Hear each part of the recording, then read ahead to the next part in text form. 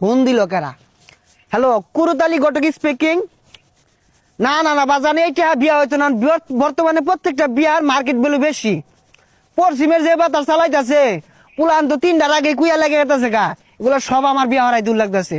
না বাজান হইতো না, সরো, যাও যাও যাও যাও। ঘটক বুঝি আমার বাড়ির রাস্তা চিনে না, ঘটক বুঝি আমার বাড়ির রাস্তা চিনে না। আরে চিনি চিনি, টিয়া করছো চিনি।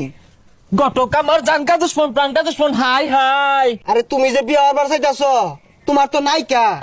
হাই, আমার আছে না না আছে আন্য জানুন।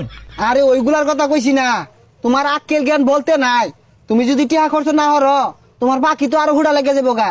ঘটক সাহেব কোনো চিন্তাই হরুন না যে টিয়া খরচ করবার লাগিয়া আমিও খারা, আমার পাখিও খারা।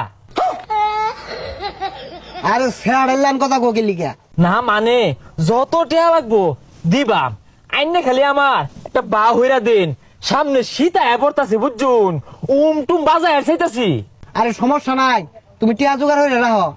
আমি বুঝাইলে তোমার বাপ তো তোমার বিয়া হরাইবই, তোমার বাপ হওয়ার একটা হরার লেগে খারো হয়ে যাবো। খারো। ওই সামনের বাম পাশের বাড়ি রাই আব্বার যদি কোনো রকম বুঝায়া বিয়ার ব্যবস্থা হরাই পান, আইনের ক্ষতি আমি টিয়াতে ভরে দিবাম।